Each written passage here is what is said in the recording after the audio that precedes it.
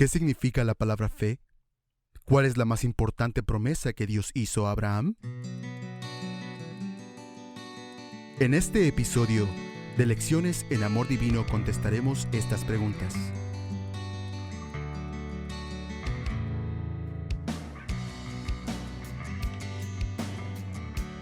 Bienvenido al podcast Lecciones en Amor Divino.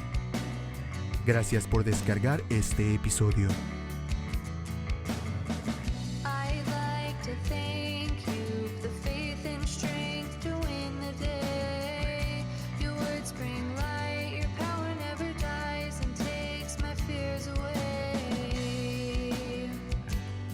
Antes de iniciar con el comentario de la lección y dar respuesta a las preguntas mencionadas, quiero agradecer a quienes participan en el concurso que se organizó en nuestra página de Facebook.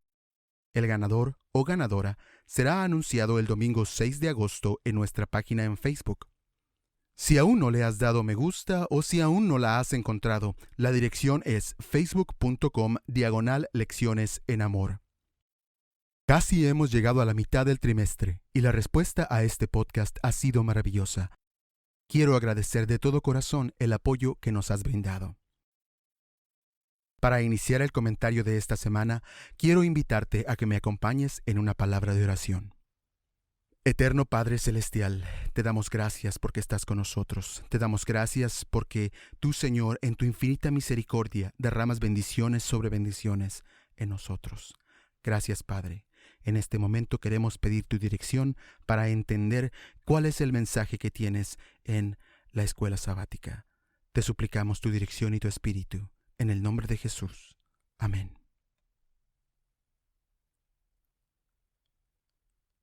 Hemos hablado en este podcast sobre la justificación por la fe sola. Pero, ¿qué significa la palabra fe? ¿Qué significa tener fe? Cuando escuchas la expresión ten fe, ¿qué significa la palabra fe para ti? Desde niño, mi definición de la palabra era que fe significaba creer en algo que no necesariamente me era posible entender. Hasta hace poco, esta era la definición que tenía y utilizaba todo el tiempo. La fe es la certeza de las cosas que no se ven. Pero esto me dejaba en sí mismo muchas dudas. ¿Cómo puedo confiar en algo que no comprendo? En más de una ocasión hice esta pregunta. La respuesta era siempre redundante. Buscando la definición en libros, bases de datos, sitios web, la definición siempre es la misma y deja mucho que desear. Fe es creer. Pero ¿cómo puedo creer algo que no comprendo? ¿Será acaso que Dios quiere que yo deje de lado mi razonamiento para creer en Él? Pensando en esta posible solución, me tropecé en el texto en Isaías 1:18. Vengan pues, dice el Señor, y razonemos juntos. Razonemos. Pensemos. Me parece contrario a lo que siempre había mantenido en mi cabeza. Razonemos. Razonemos juntos es una invitación no a una creencia ciega, a utilizar nuestra cabeza, a utilizar nuestro pensamiento, a utilizar nuestra experiencia. Razonar. En un libro titulado Faith and Works, se da una definición del concepto de fe y dice así: ¿qué es fe?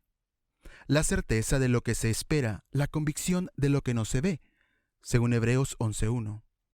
Es el crecimiento en la comprensión de la palabra de Dios, el Dios que ciñe el corazón en voluntaria consagración y servicio a Él, el que dio el entendimiento, enterneció el corazón y tomó la iniciativa para atraer la mente a fin de que contemplara a Cristo en la cruz del Calvario. La fe es rendir a Dios las facultades intelectuales, entregarle la mente y la voluntad, y hacer de Cristo la única puerta para entrar en el reino de los cielos. Faith and Works, página 25. Entregar la mente a Dios no significa renunciar al razonamiento. Por el contrario, significa comprender su palabra. Tener fe es entender las evidencias que Dios me ha dado para así confiar en Él. Sabiendo esto, podemos entender mejor la situación en la que Abraham se encontraba y el porqué de su fe. Cuando piensas en el Dios del Antiguo Testamento, ¿qué imágenes te vienen a la mente? Cuando piensas en el Dios de Abraham, el Dios que habló directamente con Abraham. En la mayoría de los comentarios que he oído y leído, en cualquier medio, el Dios del Antiguo Testamento es un Dios que causa miedo. Es el responsable por plagas, castigos, por la extinción del mundo antediluviano. Es un Dios de relámpagos y truenos, un Dios que destruye, un Dios que ordena matanzas. Las peores imágenes de Dios son sacadas de algún versículo en el Antiguo Testamento. El Antiguo Testamento es constantemente citado cuando se busca justificar revanchismo y severidad. Otras de las características que hacen una aparición constante es que el Dios del Antiguo Testamento es Dios el Padre, un ser implacable que impone su ley bajo pena de muerte. En el año 2013, una serie de televisión cautivó audiencias alrededor del mundo. El título de la serie es La Biblia, producida por el History Channel en los Estados Unidos. Lo que más resalta de esta serie televisiva es el énfasis que se da a los episodios de violencia y sangre derramada. Para ejemplificar el punto, déjame describir la escena en que Sodoma y Gomorra son destruidas. La narrativa describe cómo Abraham, con un tono de miedo, preocupación, pero sobre todo de impotencia, cuestiona a Dios acerca del número de habitantes que son justos en la ciudad. Mientras tanto, dos ángeles en forma humana aparecen a Lot. Ruegan a Lot por su ayuda porque son perseguidos por una turba. Entonces Lot los esconde en su casa. Cuando una muchedumbre que los persigue llega a la casa de Lot y están a punto de derribar la puerta, los ángeles dejan caer sus capas, dejando ver un uniforme militar. Y actuando con lo que no podría describir de otra forma más que ninjas, actuando como ninjas, sacan a Lot de la ciudad donde vive antes de que ésta sea destruida. Mientras tanto, Abraham, aterrorizado desde la distancia, ve la destrucción de la ciudad y sufre porque su sobrino Lot vive ahí. Si bien se trata de una dramatización con propósitos comerciales, esta serie refleja el concepto popular que millones de gentes que se identifican como cristianos tienen de Dios. Un Dios poderoso que ejecuta su voluntad e imparte sufrimiento y castigo. Un Dios arbitrario, vengativo y violento. Esta imagen de Dios obstruye la mente y dificulta al ser humano la visión de Dios como un Dios de amor. Dios es todopoderoso, pero no hay ningún texto en la Biblia que diga que Dios es poder. Dios es omnisapiente, pero no hay texto que diga que Dios es sabiduría.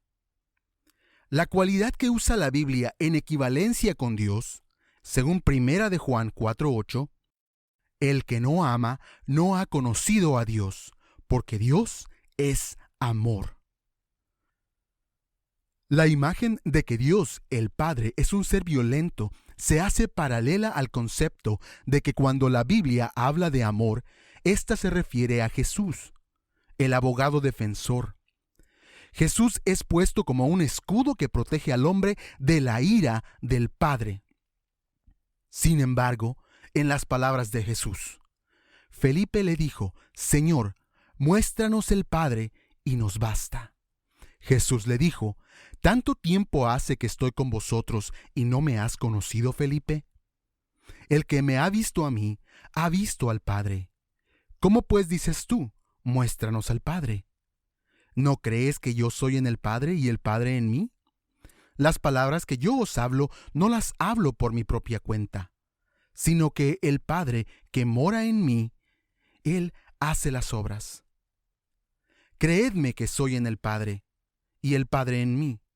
De otra manera, creedme por las mismas obras.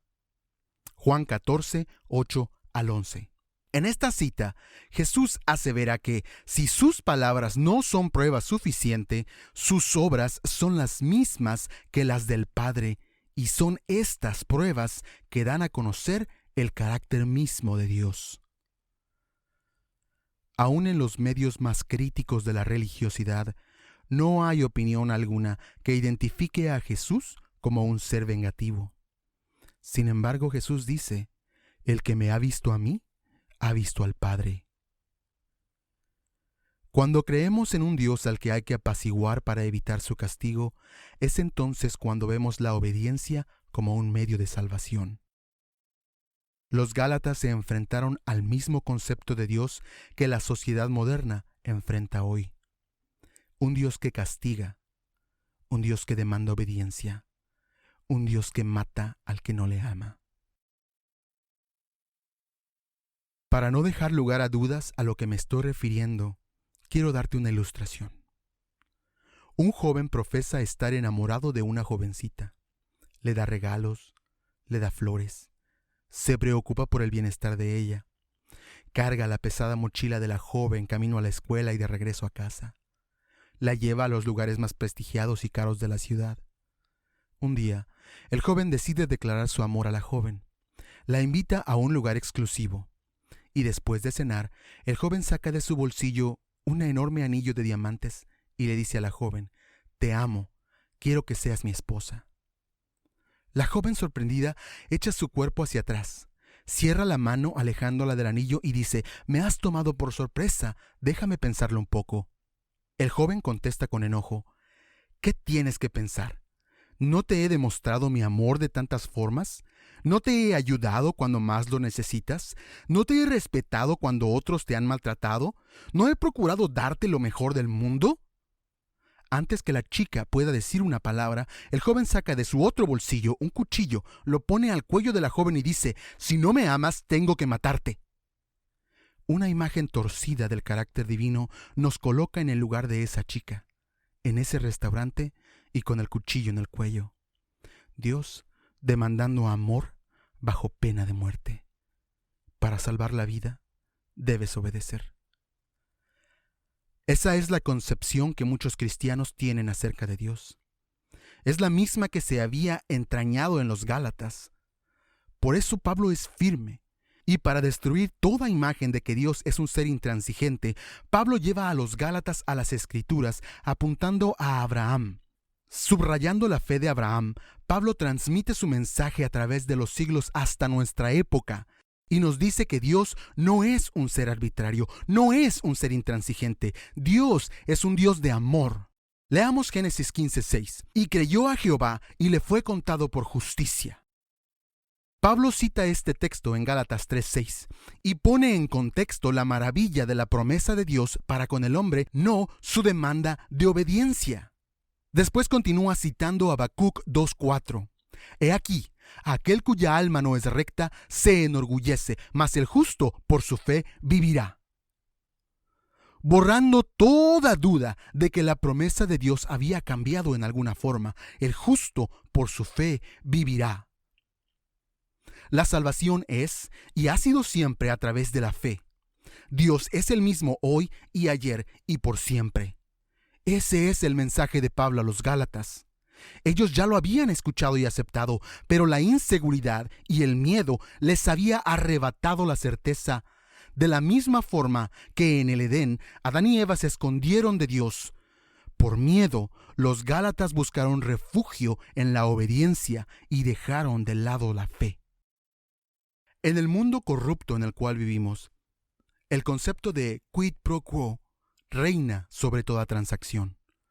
Por eso, cuando oímos de un Dios que ofrece salvación sin pedir nada a cambio, es extraño para nosotros. En otras palabras, es demasiado bueno para ser verdad. El mundo en que los Gálatas vivieron no era tan diferente al mundo en que vivimos hoy. A Abraham se le hizo una promesa. ¿Cuál fue? Abraham era un hombre ya viejo, y su esposa también. Por eso, La promesa de que tendrían un hijo era tan ridícula e imposible de cumplirse que Sara se rió cuando escuchó tal cosa. Quiero llamar tu atención a algo que no es mencionado con frecuencia en esta historia. ¿Cuál era el problema de Abraham y Sara? La infertilidad. ¿Había algo que ellos pudieran hacer para solucionar el problema? No. Ya habían intentado resolver el problema y las consecuencias de su intento habían complicado su propia situación. De forma paralela, hubo otra pareja que quiso resolver un problema que estaba fuera de su alcance. Para resolverlo, ellos se escondieron e hicieron ropas con hojas de higuera para cubrirse. Es decir, sus intentos fueron inadecuados. La raza humana tiene un problema y está fuera de nuestro alcance el resolverlo. Abraham y Sara representan a cada uno de nosotros. Pero Dios hizo una promesa a Adán y Eva, a Abraham y Sara, a ti y a mí. Pablo lo pone de esta forma. Ahora bien, a Abraham fueron hechas las promesas, y a su simiente. No dice y a las simientes como si hablase de muchos, sino como de uno, y a tu simiente, la cual es Cristo. Gálatas 3:16. En el tiempo de Pablo, los estudiosos de las Escrituras ya habían entendido que la promesa hecha a Abraham es la misma promesa hecha en el Edén. Es la promesa del Mesías. De ahí la importancia y prioridad de la promesa. Jesús es el cumplimiento de dicha promesa, y su labor de reconciliación es algo que el hombre no puede hacer por sí mismo. Cuando Dios prometió en el Edén el advenimiento de un Mesías, Él estaba dirigiendo la promesa también a ti y a mí. Hay algo que tú y yo no somos capaces de hacer por nosotros mismos. Hay algo que nuestra obediencia no puede hacer. Pero Dios, en su infinito amor, ha provisto de un remedio para nuestro problema, y nos dio ese remedio en su Hijo, Jesús.